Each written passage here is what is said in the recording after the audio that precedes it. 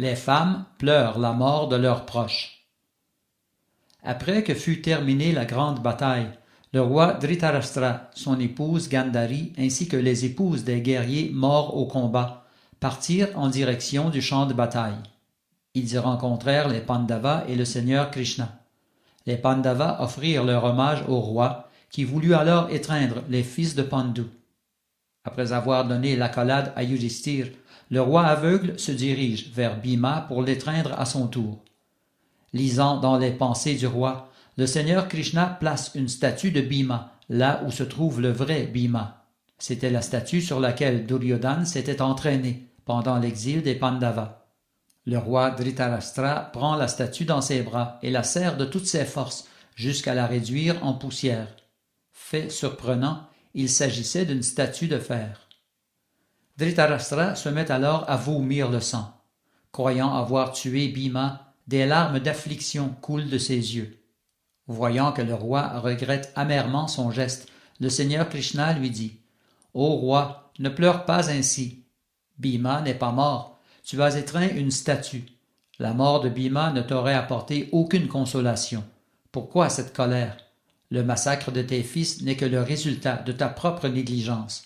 Avant la bataille, tu as reçu de bons conseils des lèvres de Bhishma, de Drona, de Vidura et de moi-même, mais tu n'y as prêté aucune attention. Tu as préféré te plier aux caprices de ton fils mesquin. Parce qu'il a insulté Draupadi dans la salle d'assemblée, ton fils a récolté le fruit de ses actes pervers.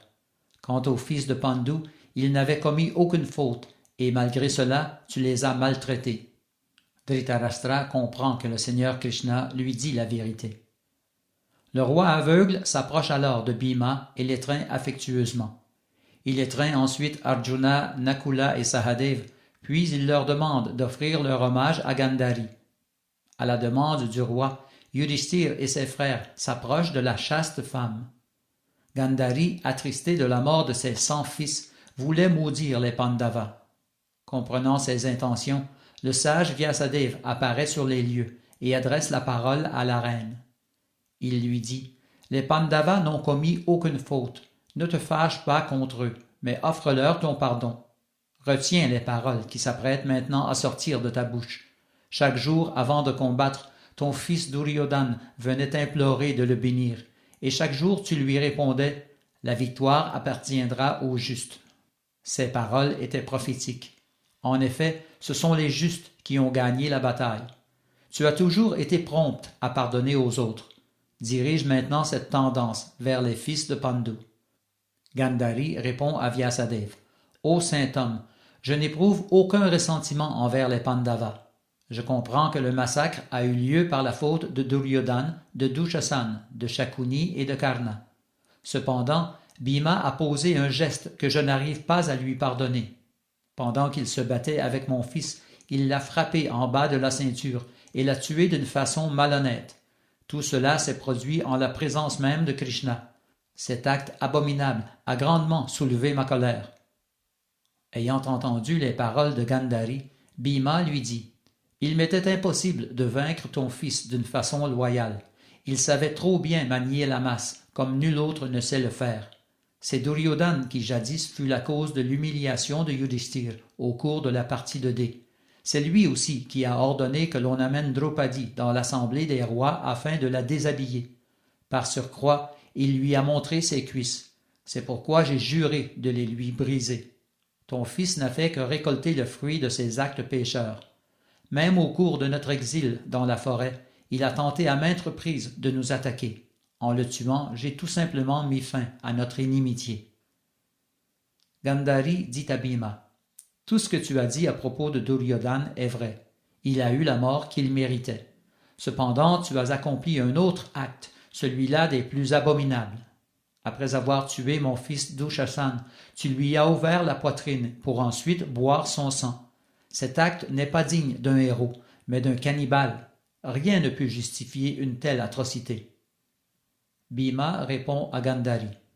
Au cours de la partie de dés, Dushasana a saisi Draupadi par les cheveux.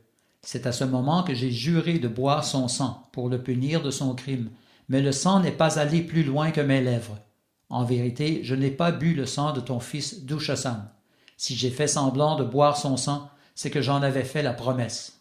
Ô Gandhari, ne cherche pas de faute en moi. Tes fils ont récolté les fruits de leurs propres actions néfastes. Gandhari de poursuivre. Tu as tué les 100 fils de mon époux aveugle. Tu aurais pu en laisser vivre au moins un. Puis, les yeux pleins de larmes, Gandhari demande « Où est Yudhishthir ?» En entendant son nom, Yudhishthir s'approche de Gandhari et lui offre son hommage pour ensuite lui dire « Me voici, vénérable mère. C'est par ma faute que sont morts tes fils ainsi que tous les autres soldats. Je mérite ton châtiment. » Gandhari est silencieuse. Elle se contente de lever son bandeau et du simple regard brûle le bout des orteils de Yudhishthir. Constatant la puissance de Gandhari, Arjuna et ses frères se tiennent à l'écart. Sa colère maintenant apaisée, Gandhari ressentit à nouveau une grande affection maternelle pour les Pandavas. Les 5 frères s'approchent alors de leur mère, Kunti, qu'ils n'avaient pas vue depuis quelque temps déjà. À tour de rôle, ils lui offrent leur hommage et elle les étreint un par un en versant des larmes incessantes. Puis Kunti parla de façon à consoler Draupadi, qui venait de perdre ses 5 fils. À ce moment, Gandhari, dû à son ascèse et à la force de ses vœux, put voir tous les soldats morts sur le champ de bataille, ainsi que leurs épouses qui les pleuraient. Elle put voir Duryodhana ainsi que tous ses autres fils. Elle vit Karna, Drona, Bhishma, Jayadratha et bien d'autres, tous morts au combat. Son cœur s'emplit alors d'une grande compassion pour les épouses des défunts. En son fort intérieur, elle blâmait Krishna pour ce massacre. Finalement, elle adresse la parole au Seigneur. « Ô Krishna, lui dit-elle, tous les guerriers des 2 armées sont morts sur le champ de bataille de Kurukshetra. Pourquoi es-tu resté indifférent à une telle boucherie? Tu avais le pouvoir d'arrêter le combat, mais puisque tu n'as pas voulu le faire, tu en subiras les conséquences fâcheuses. Grâce à ma chasteté et à ma fidélité, j'ai acquis assez de puissance pour être maintenant capable de te maudire. Tous les membres de ta famille s'entretueront dans une lutte fratricide et leurs épouses les pleureront, comme le font aujourd'hui toutes ces femmes sur le champ de bataille. » Après que fut prononcée cette malédiction contre sa famille, le Seigneur Krishna parla calmement. « Ô Gandhari, je suis le seul à pouvoir détruire ma dynastie.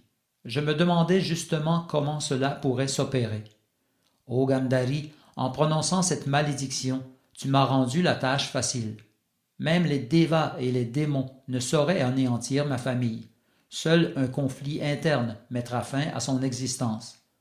Ô toi la plus chaste d'entre les femmes, j'approuve tes paroles. Ô Gandhari, ne laisse pas la tristesse s'emparer de ton cœur. Cet abominable massacre a eu lieu par ta faute. Ton fils n'était qu'un arrogant et un pervers, mais toujours tu l'as encouragé par ton silence comme par tes paroles. Quant à ton frère Shakuni, tu connaissais très bien sa nature mesquine. Pourquoi lui as-tu permis de se lier d'amitié avec Duryodhana? Pourquoi es-tu restée indifférente à la partie de dés au cours de laquelle les Pandavas furent humiliés? Par ton silence, tu as participé à cette injustice et tu es responsable de la mort de tous ces hommes. J'ai tenté par tous les moyens d'empêcher cette guerre. Je suis même venu au palais afin d'y négocier la paix, mais ton fils ne voulut rien entendre. Tu aurais pu facilement le faire emprisonner, mais tu ne l'as pas fait. En plus, toi et ton mari étiez au courant de l'incendie, avant même qu'il n'ait lieu, mais vous êtes demeurés silencieux. Tu récoltes aujourd'hui le fruit de ta partialité. Ne rejette sur moi aucun blâme. » Gandhari ne put rien répondre. Puis, le roi Dhritarashtra dit à Yudhishthir, « Il faut maintenant procéder aux funérailles des soldats. » Le roi Yudhishthir fit alors préparer les funérailles des 640 millions de guerriers morts au combat.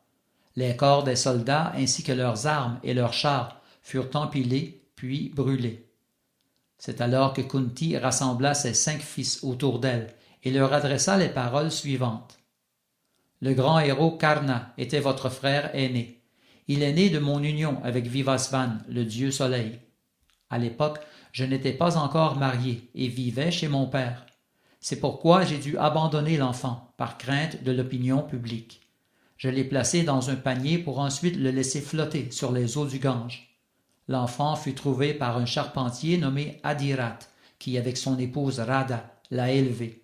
Mais en réalité, il était mon fils. » En entendant Kunti leur parler ainsi, les Pandavas restèrent bouche bée. Ils comprenaient maintenant que Karna était leur frère aîné et s'en affligèrent grandement. Le roi Yudhishthir dit alors à sa mère, « Hélas, tu rajoutes de la tristesse dans nos cœurs déjà meurtris. Pourquoi ne pas nous l'avoir dit plus tôt? La tristesse qui m'envahit maintenant est 100 fois plus grande que celle que j'ai ressentie à la mort des 5 fils de Draupadi. Quand je pense à Karna comme mon frère aîné, le corps me brûle. » Yudhishthir ne put en dire davantage. Bhima, Nakula et Sahadev en avaient les larmes aux yeux. En effet, au cours de la bataille, ils auraient pu être facilement tués par Karna, mais ce dernier les avait épargnés, sachant qu'ils étaient en réalité ses frères cadets. Le roi Yudhishthir fit alors appeler les épouses de Karna et les informa de la véritable identité de leur mari. Puis, ensemble, ils offrirent de l'eau au fils du déva du soleil.